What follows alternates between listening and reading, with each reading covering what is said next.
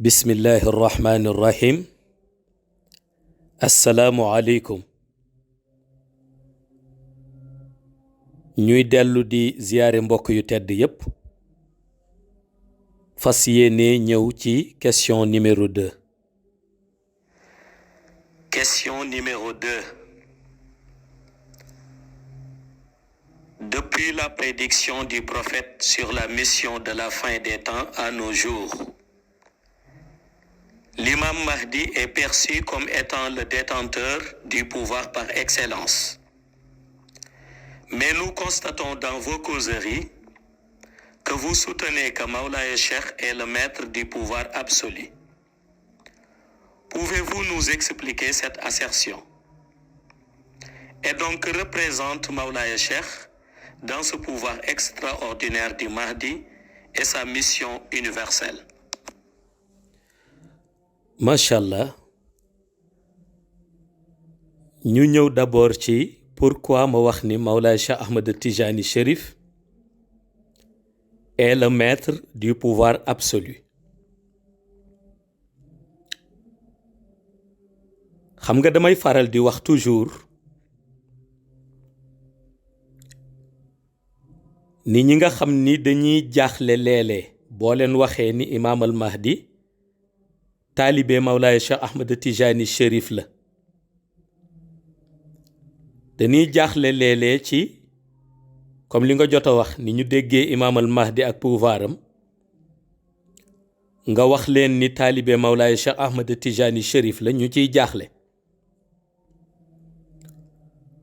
ma ni liy indi seen jaaxle yépp c'est parce que ñoom peut-être xëy na jàng nañu mission Imam al Mahdi ci histoire ak prédiction yi ci yonent bi sallallahu alayhi wa sallam def waaye malheureusement dama jàpp ni ñoom jànguñu Mawlaaya Cheikh Ahmed Tijani Chérif dëgg-dëgg réalité mooy kan ndax foog naa ki xam Mawlaaya Cheikh Ahmed Tijani Chérif bu waxee ni Imam al Mahdi bu ñëwee taalibeem lay doon soo xamee pouvoiru Cheikh Tijani loolu warul a jaaxal su ko defee lu tax ngay dégg may wax ni Mawlaaya Cheikh Ahmed Tijani est le maître du pouvoir absolu maanaam il faut ñu xam ni loolu maanaam du man maa ko jox grade boobu walla man maa ko bëgg tudd ci grade boobu man taalibeem déedéet loolu yàlla moo ko jox maanaam gradu Mawlaaya Cheikh Ahmed Tijani Chérif boobu moo jiitu sax existence su Imam al Mahdi xam nga yàgg nga dégg ñuy wax Mawlaaya Cheikh Ahmed Tijani Chérif ñaari grade yoo xam ni bokk na ca yemu gën a siiwe benn bi di xatmiya c'est l'intermédiaire entre le prophète de l'islam et les autres créatures benn bi di katmiya c'est l'intermédiaire entre la lumière du prophète Mohammed paix et salut sur lui et les autres prophètes yàgg nga di dégg ñaari grade yooyu ñuy wax xam nga gradam ba ñoo tuddee xatmiya nga xam ni ma ngi ko ëmbee pouvoiram ba ñoo tuddee xutbatul uzna grade boobu mbooloom ku yàlla dogal ci yow ñu boole la ci cadre wëli yàlla yi grade boobu tiim na la muy gradam ba ñoo tuddee xatmiya nga xam ni moom la ñu ëmbee pouvoiram ba nga xam ni mooy xutbatul uzna grade boobu ki ko yàlla ràng mbooloom ku ñoo tuddee ni wëli yu yàlla nga grade boobu tiim na la te grade boobu defe naa ñëpp àndandoo nañu d'accord ñëpp àndandoo nañu nangu xalifa yi mu yabal ci zaman moom Cheikh prouvé nañ ni grade boobu moom la ko yàlla ràng moom Cheikh Tijani Chérif. grade bi ci des te muy katmiya nga xam ni moom la ëmbee pouvoir ba ñoo tuddee xutbaaniyatul kanzam. xutbaaniyatul kanzam leer la guy jóge ci benn géej ga ñoo tuddee bahrul kanzi. bahrul kanzi kun ci mosal sa rox maanaa yow du yaay dem di wër leer mooy jóg di la wër. kon kooku kun ci mosal da ngay yëg ni bokk nga ci être yi nga xam ni ce sont des êtres exceptionnels. ñu gis ni grade boobu di katmiya te muy l'intermédiaire entre la lumière du prophète Mohammed, paix et salut sur lui, et les autres prophètes, yàlla Mawlaay Cheikh Ahmed Tijani Chérif la ràng grade googu. grade googu moo tax lumière yonent bi amul ci espace intermédiaire bu muy dugg te yóbbaalewul lumière Mawlaay Cheikh Ahmed Tijani Chérif. grade boobu moo tax xaqiqatu muhammadiya muy crème bi nga xam ni mooy crème lumière bu bawoo ci dënn yonent bi. crème lumière boobu grade Mawlaay Cheikh Ahmed Tijani booboo tax biñ koy séddale Mawlaay Cheikh Ahmed Tijani Chérif moom la ñu jox gros lot bi te mu di salaatul fatiha ak jawharatul kamal. mbooloom wëli yu boo xam ni yàlla dénk na la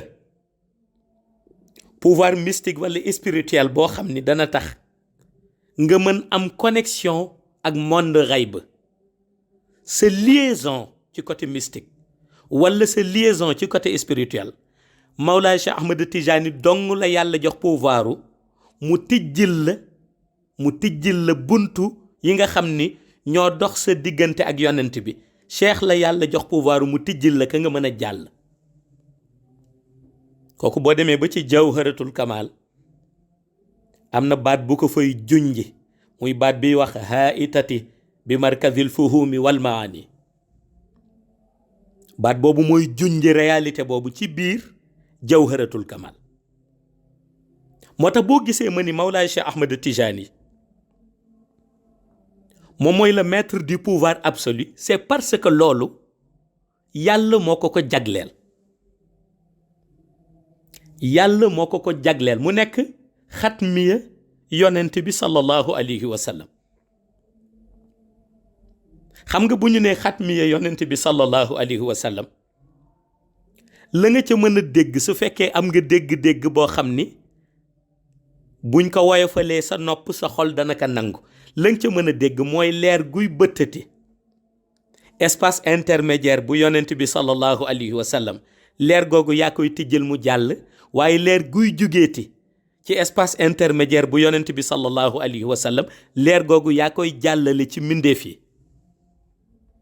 kon Mawlaay Cheikh Ahmed Tijani Chérif sunu xoolee ci wàllu principe bi nga xam ni ci lañ ko toppe moom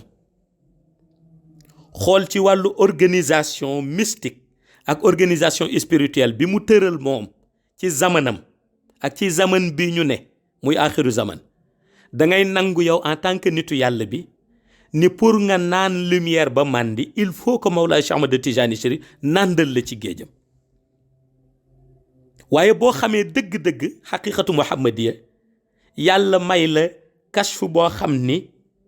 yow fi nga toog mën nga di xam la nekk ca xaybak wala di ko gis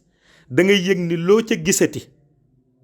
dafa am ku joxañ wan la moo tax ngay gis. kiy joxañ boo xoolee baaraamam ngay gis boo toppee baaraam ba xool da ngay gis ni ka joxañ Mawlaay Cheikh Ahmed Tijani Chérif la. kon moom mooy le maître du pouvoir absolu. le fait que nag ñu tudd Imam al Mahdi ci ay prédiction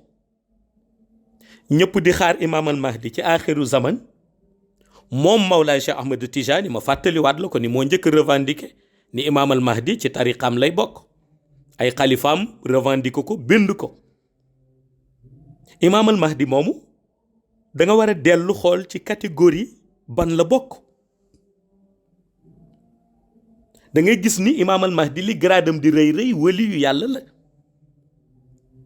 donte wali yu bu am grade bu extraordinaire la, mais wali yu yàlla la. bi ñuy wax nag waxuñu woon rek maanaa grade nangam ku ko am, déedéet bépp wali yu yàlla ak xutbaani yu buñ la mënta dénk ak mission universelle boo mënta yore, boo ñëwee di nga fi fekk xatmiya muy gradu Mawlaa Cheikh Ahmad Tijani, di nga fi fekk katmiya muy gradu Mawlaa Cheikh Ahmad Tijani. kon dama la bëgg wax ni wali yëpp ak seen pouvoir bi ñu ñëwee ñoom malaan bi nga xam ni moo leen muur, malaan bi nga xam ni moo leen làq, moo leen denc, mooy malaanu xatmiya. wali yëpp nag laa wax ak seen pouvoir. yonent yi bi ñu ñëwee ak seen leer, espace intermédiaire yi seen rox yi doon dugg, malaan ba leen muur seen xaqiqa, ba nga xam ni seen xaqiqa benn leer mënu ko bëtt lu dul nga am ci autorisation. malaan boobu mooy malaanu katmiya, parce que ñaari malaan yooyu malaan gënu leen rëy ca xayb, malaanu xatmiya ak malaanu katmiya. léegi nag ñaari malaan yooyu yëpp yàlla ki mu jël def ko soppeem moom, te mu di sayyidina Muhammad sunu yonent, di yonent bi nga xam ni ñun ci leeram la ñuy fexe di jëriñoo bis bu xëy, mbindeef yi di jëriñu ci leeram. yàlla ni ko wa ma arsalnaaka illa rahmatan lil alamin. yonent boobu la yàlla jagleel terale ko ñaari malaan yooyu, malaanu xatmiya bi ak malaanu katmiya bi. léegi nag yonent boobu moom ci coobareem moo jël malaanu xatmiya bi, tànn doomam ci leer xàqan, tànn doomam ci roo xàqan, tànn sëtam ci deret xàqan, muy Mawlaay Cheikh Ahmad Tijani, mu làng ko malaan bi nga xam ni mooy malaanu xatmiya bi. ñu defe ni jeex na, mu tànnaat ki mu tànnoon moom, sol ci dënnam xaqiqatu muhammadiya, ba nga xam ni lépp luy secret buy babb ci dënnu yonent bi, que mën a interpréter secret boobu joxe ko ba yeneen rox ya jot ca, mooy doon ka nga xam ni yonent bi jotal na fa loxoom. ba ñu xoolee loxo kam fa jotal, dañu gis ni Mawlaay Cheikh Ahmad Tijani la fa jotal loxoom, jël beneen malaan bi ñoo tuddee katmiya bi, moom it làng ko. kon maanaam man dama ñëw rek pour maanaam jaar fi mag ñi jaaroon, te mooy dëggal ni Mawlaay Cheikh Ahmad Tijani c'est le maître du pouvoir absolu. loolu dafa nekk loo xam ni ña ca xay ba ko dëggaloon démb, ñun ñu ñëwaat ci shahada dëggalaat la nga xam ni xewoon na ca xay ba. mooy loolu moom cër la boo xam ni kenn mënul wax le pourquoi, ndax lu tax mooy yàlla may séddale moo xool la ko soob,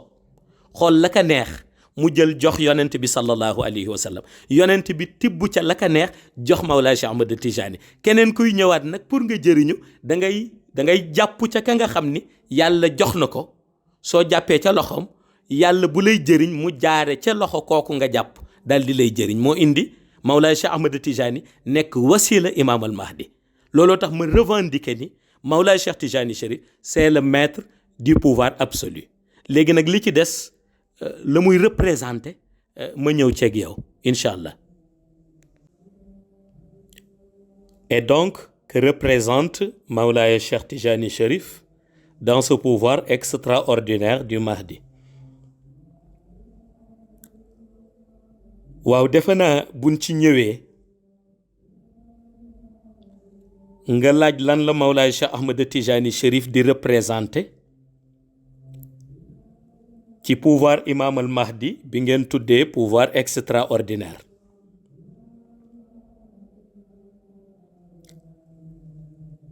xam nga imam al Mahdi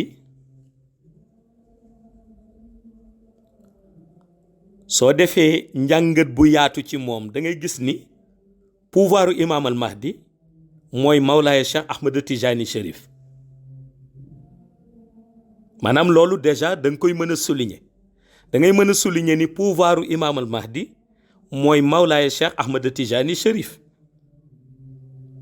ndax dëgg la imam al Mahdi ci ginnaaw yonent bi sallallahu alayhi wa sallam la nekk, yonent bi prédire ko. waaye da ngay gis ni imaam al mahdi ma nga wéeru ca gannaaw Mawlaay Cheikh Ahmad Tijani Cherif. Mawlaay Cheikh Ahmad Tijani Cherif mooy maître am. kon pouvoir am moom même bu fekkee pouvoir extraordinaire ngeen ko tudde, pouvoir extraordinaire boobu yépp mi ngi dellu ci Mawlaay Cheikh Ahmad Tijani Cherif. loolu nag nga comprendre que dafay laaj nga xam dëgg-dëgg jaar-jaaru imaam al mahdi ci monde xayb. waxuma ci bi mu ñëwee ci shahada rek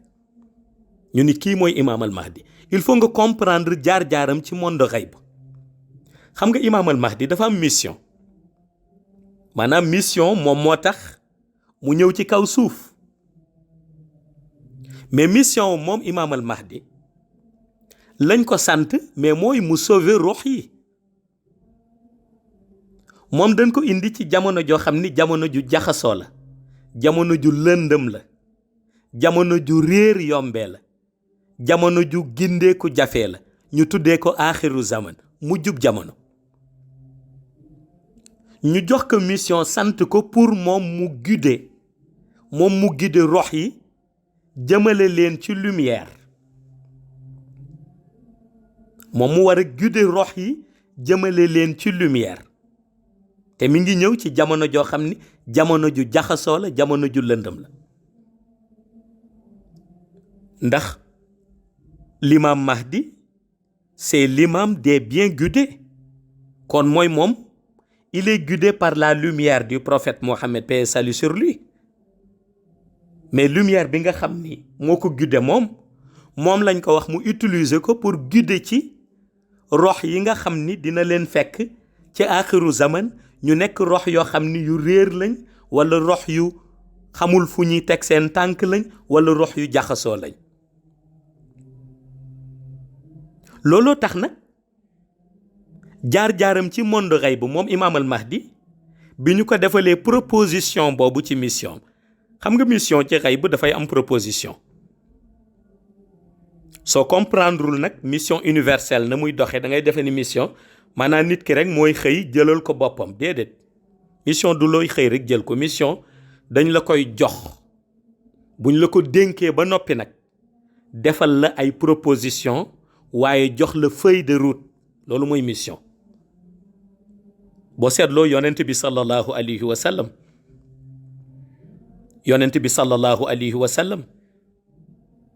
bi ñu ko bëggee def xaatimi nabiina mais dañu ñëw def ko organiser ko lépp ba noppi def ko mu doon xaatim bi. mais Mawlaay Cheikh Ahmed Tijani Cherif mais bi ñuy ñëw moom pour mu doon xatmiya bi mais dañu ko proposé. mu teg ay garantie, ñu nangul ko garantie yépp mu soogay nangu moom Mawlaay Cheikh Ahmad Tijani doon xatmiya bi. kon da nga gis ni mission da nga cay jàng ni bu dee mission universelle la dafay am proposition, am feuille de route. feuille de route bi ñu jox imaam al mahdi mooy aaxiru zaman, la muy lëndëm, li rox yi di jaxasoo, li réer di bare, li gindeeku di jafe, li nekk ci dëgg di jafe. yow boo ñëwee tegal nit ñi ci dëgg, guider seen rox ci lumière yonent bi sallallahu alayhi wa sallam. loolu mooy feuille de route am. léegi nag proposition bi ñu ko defal mooy wax nañ ko ni ko mission bi ngay dox xam nañ ni mission bu jafe la. parce que bu ñu la indee ci jamono ju lëndëm ba noppi ni la fexeel ba ñëpp mos ci lumière, kooku mission dootu ko gën a jafe. ñu xam ni mission bu jafe la ak li koy xaar yépp ci àdduna. ca lañ ko defal proposition ni ko boo bëggee nag mën nañ la boolee xatmiya yonent bi sallallahu alayhi wa sallam, moom crème mu lumière ba mu yore mu jox la ca. te xatmiya yonent bi sallallahu alayhi wa sallam mooy Mawlaay Cheikh Ahmad Tijani Cherif. crème mu lumière ba mu yore mooy crème mu lumière bu salaatul fatiha. looloo tax imaam al mahdi ñu ommat ko mu dem ci Mawlaay Cheikh Ahmed Tijani Chérif. Mawlaay Cheikh Ahmed Tijani Chérif looloo tax mu jokk ko ci lumière u salaatul fatiha. lumière u salaatul fatiha bi ka Cheikh Tijani Chérif jokk ca la ko joxaale secret salaatul fatiha boo xam ni moo koy permettre moom Imam al Mahdi mu mën ko utiliser di ci jas bu rox yi bu ñëwee moom ci aaxiru zaman. di ci jas bu rox yi bu ñëwee moom ci aaxiru zaman. organisation boobu ca monde xayb am na yonent boo xam ni bokk na ci yonent yi nga xam ni ñoo yombal ndajeem ak Mawlaay Cheikh Ahmed Tijani Chérif. bokk na ca ku ñuy wax alxuraan di ko wax yonent yàlla Nuux. te loolu maanaam bu la jaaxalee mooy peut-être xëy na sa culture ci islam wala ci science islamique dafa des ndax loolu yàgg na di am. yonent bi sallallahu alayhi wa sallam muy sayyidina Muhammad mais bi muy dem ci laylatul mi'raj bi mu demee ca laylatul mi'raj war a jëli julli ya ñu jox ko juróom fukki julli ya lan moo taxoon moom yonent bi muy yéeg ak di wàcc di ñaan yàlla pour yàlla wàññil ko mais yenent yàlla Moussa alayhi salaam moo intervenir. yenent yàlla Moussa alayhi salaam moo intervenir moo wax yonent bi ni ko sama xeet ñoo ëppoon doole sa xeet ñoo leen gënoon a dëgër te buñ leen joxoon juróom fukki julli duñ ko julli kon ñaanal sa borom mu wàññil la. yonent bi di ñaan boromam di ko wàññil ba juróomi julli yi ñu indi. kon gis nga foofu aussi yenent yàlla Moussa alayhi salaam intervenir na fa.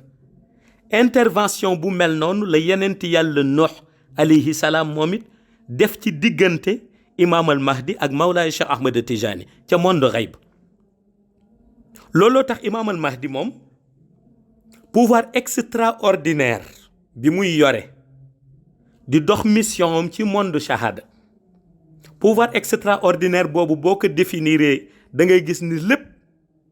génnul pouvoiru Mawlaay Cheikh Ahmed Tijani Chérif. ndax pouvoir extraordinaire Imam al Mahdi salaatul fatiha la jawharatul kamal ak laa ilaha illallah. salaatul fatiha la jawharatul kamal ak laa ilaha illallah. laa ilaha illallah bi ni mu koy jasboo ci rox ya mooy baat bi nga xam ni moom lay indi sous forme de zikr ñu tuddee ko le zikr de la révolution des lumières. mooy baat bi ngay dégg mu koy wax allahu nuurullahi laa ilaha illallah. baat boobu nga dégg mu di ko wax allahu nuurullahi laa ilaha illallah. mais baat boobu secret bi ko ci yàlla defal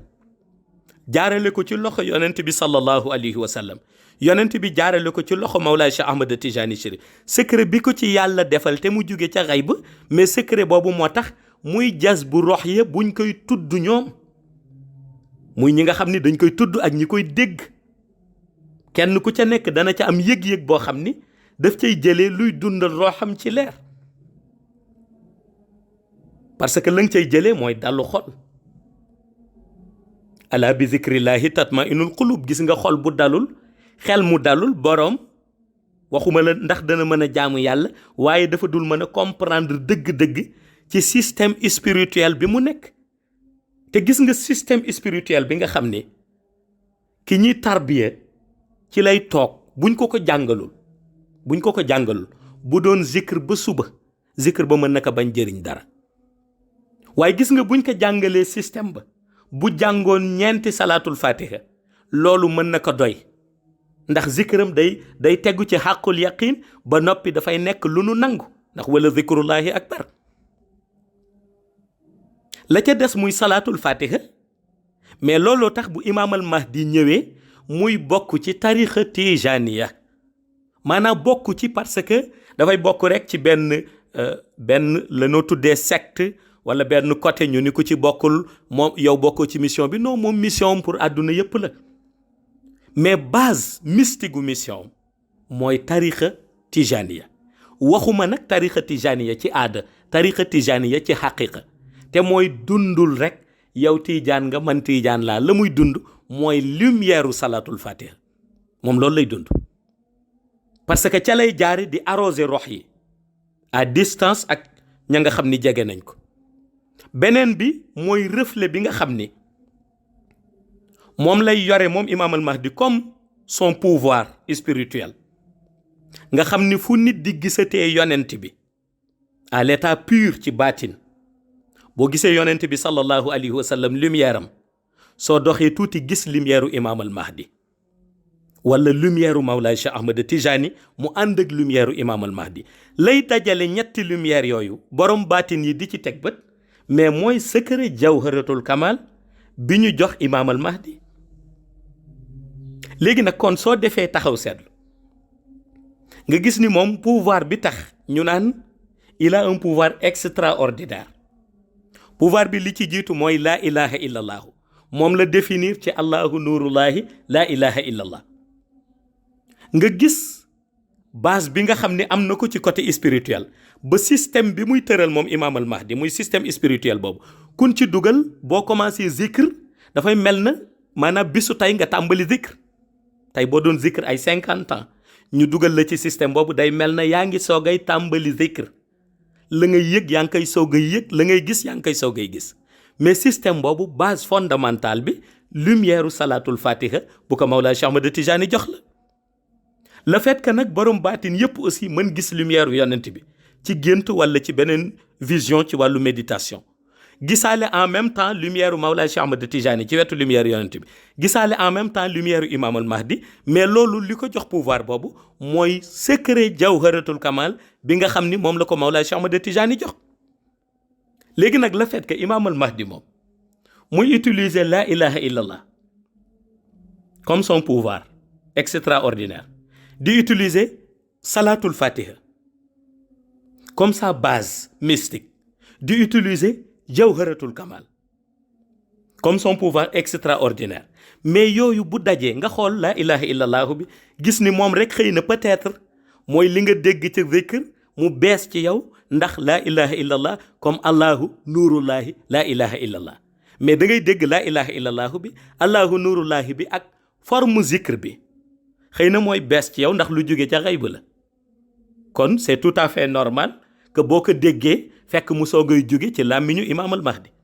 ndax lu jóge ca xayb la ñu jox ko mu indaale ko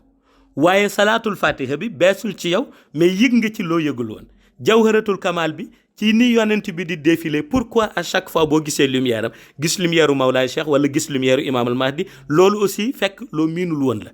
kon suñ la nee lan mooy pouvoiru imaam al mahdi lan la ci Mawlaay Cheikh Ahmad Tijani di représenté ci pouvoir bi nga xam ni mooy son pouvoir extraordinaire da ngay jàpp ni li ci Mawlaay Cheikh Ahmad Tijani di représenté mooy lépp lu ci représenté kon pouvoir bi mën nga ko définir ci Mawlaay Cheikh Ahmad Tijani ndax bu dee salaatul fatih bi Cheikh Tijani Chérif moo yore exclusivité bi su dee jawharatul kamal bi aussi de même bu dee laa ilaha illallahu bi sentiment yi nga xam ni moom la ca rox soxlo te bu duggee ci rox borom gëm yàlla am iman te dootul dañ Mawlaay Cheikh Ahmad Tijani moo teg loxoom ci secret boobu kon su jëlee ñett yooyu nga gis imaam al mahdi di ko doxalee zaman wax dëgg bu delloo ni Mawlaay Cheikh Ahmad Tijani Chérif mooy maître am war nga ko mën a nangul kon loolu la Mawlaay Cheikh Ahmad Tijani di représenter ci pouvoir extraordinaire bu imaam al mahdi. waaw macha allah nga wax aussi ni que représente Mawlaay Cheikh Ahmad Tijani Chérif dans sa mission universelle. man dama wax ni Mawlaay Cheikh Ahmad Tijani Chérif c'est le garant de la mission universelle de l'imam al mahdi parce que moom imam al mahdi feuille de route biñ ko jox lam cay doxal ak na muy doxalee yépp ki ko koy rëddal donte mbir mi lépp ci yàlla la jóge jaare ci loxo yonent bi sallallahu alayhi wa sallam mais ki ko koy rëddal mooy son maître mystique et spirituel Mawlaay Cheikh Ahmad Tijani Chérif kon li Cheikh Tijani di représenté ci mission am mooy secret jawharatul kamal bi nga xam ni moom la Mawlaay Cheikh Ahmad Tijani jox. kon li Cheikh Tijani di représenté ci mission am mooy secret jawharatul kamal bi nga xam ni moom la Mawlaay Cheikh Ahmad Tijani jox. kon li Cheikh Tijani di représenté ci mission am mooy moom mission am ñaari facette yiñ ciy gis facette bu ci nekk am na explication boo xam ni bu ko ci joxee rek dana convaincre le monde musulman. facette bi ci jiitu mooy facette u islam mais tey gis nga islam ñaata nit ñoo koy prôné,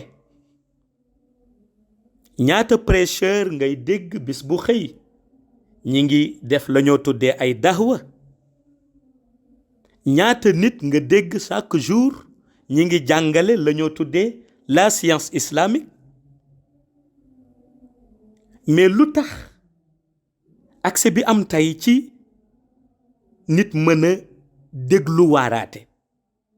nga xam ni boo cliquer internet bu la neexee déglu waaraate, soo toogee ci kanamu télévision bi gis ñuy waaraate, boo demee ca jàkka ja déglu ñuy waaraate. mais lu tax loolu yëpp nga seetlu ko mais nga gis ni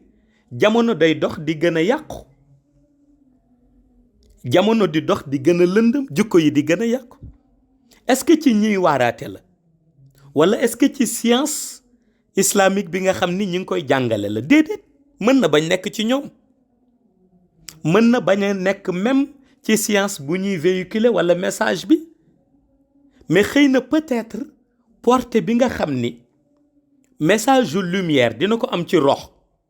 xëy na ñoom moom la seen message mënul am ci nopp. parce que jamono dina toll foo xam ni bu dee da nga continuer di wax ak rek nopp yi di la dégg, nit ñi daanu am problème yu leen doy sëkk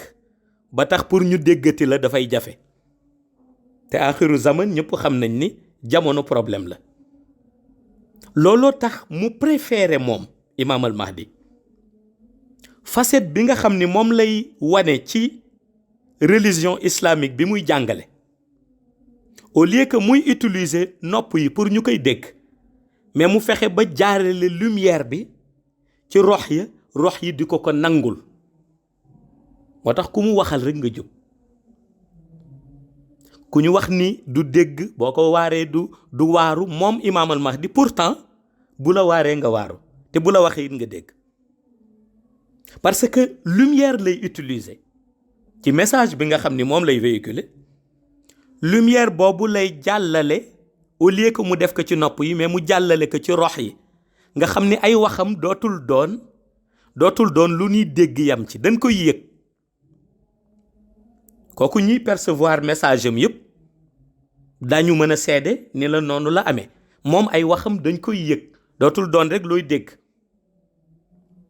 su ko defee nag lumière boobu muy utiliser moom di ci jàllale message bi nga xam ni mooy message islamique ba mu soxlo monde musulman bi di ko dégg, mais lumière boobu ba léegi génnul lumière salatul fatiha. léegi nag comme lumière boobu secret salatul fatiha la, te wax naa la salatul fatiha exclusivité bi Mawlaay Cheikh Ahmad Tijani Chérif moo ko moom. kon da ngay gis ni Mawlaay Cheikh Ahmad Tijani li muy représenter aussi ci mission universelle am dafay doon lu yaatu. bu nu demee ci deuxième facette bi ngay gis ci mission moom, te mooy ñu koy faral gis muy jàngale son excellence Mawlaay Cheikh Ahmad Tijani di jàngale sa tariqa, te muy tariqa tijaniya. la nga ca mën a dégg aussi da ngay seetlu ni moom ni muy jàngalee cheikh jàngalewu ko rek comme pour wax nit ñi maanaam Mawlaay Cheikh Ahmad Tijani Chérif moo fi nekk, moo toll nii, moom la yàlla jox nii, dem leen topp ko, dem leen gëm ko. non, nekkul di propagande nit ñi ci cheikh, daf leen di jàngal le pourquoi Mawlaay Cheikh Ahmad Tijani Chérif mën a nekk maître mystique et spirituel bu Imam al Mahdi. xam nga wax naa ni ñu bare seen problème mooy xamuñu cheikh. boo jàngee Cheikh Tijani ba noppi buñ la nee Imam al Mahdi bu ñëwee taalibeem lay doon, da ngay jàpp ni même peut-être même sax mérité na moom cheikh am taalibe bu ëpp Imam al Mahdi. soo ko jàngee laa wax nag, waxuma buñ la defee rek buñ la defalee benn taxaw seetlu rek ci dundam naan la fii la juddoo, fii la yaroo, fii la demoon. déedéet, boo ko jàngee ci côté roxaani yu jàng ko ci côté nuuraani yu. mais nag léegi ki mën a jàngale Cheikh Tijani ci côté nuuraani yu jàngale ko ci côté roxaani yu mooy xutbu yu mag yi. Imaam al Mahdi nag kenn la ci ñoom moo tax moom facette bi nga xam ni da nga koy gis muy deuxième facette bi muy jàngalee Cheikh Tijani da ngay gis ni bu koy jàngale du ko jàngale naan comme ci téere yi ni ñu koy waxee fii la juddoo fii la yaroo kii la dajeeloon fii la nekkoon déedéet dafay jàngale sa dimension mystique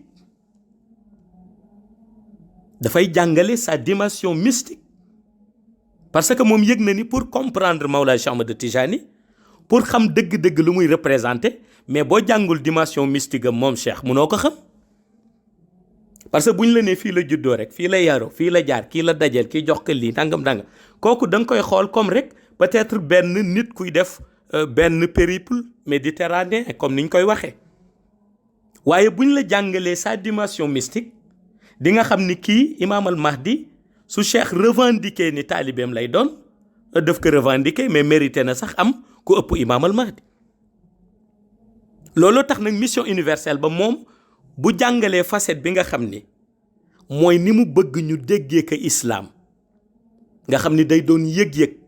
bu rox yi di enregistré parce que rox yi bu ñu enregistré message yu islam mu doon yëg-yëg ci ñoom lumière bi nekk seen xol mooy yéeg ba tax dañuy am imaan bu dëgër te boo amee imaan bu dëgër daa ragal yàlla te dootoo ko mën a weddi boo amul imaan bu dëgër nag mën nga weddi yàlla te doo ko ragal moo tax moom la muy liggéey mooy fexe ba yëg-yëg bi nga xam ni mooy dugg ci roxu jullit yi ci leer gi muy véhiculer te muy science islamique leer googu fexe ba def ci seen biir xol ak seen biir rox mais lu dëgër loo xam ni imaan lañ koy tuddee ñu gëm yàlla wóolu ko booleeg ragal yàlla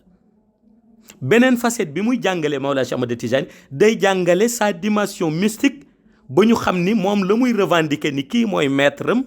ci côté mystique ak ci côté spirituel ña koy déglu dañ koy mën a nangu ndax dañuy xam dimension mystique bu Cheikh Tijani Chérif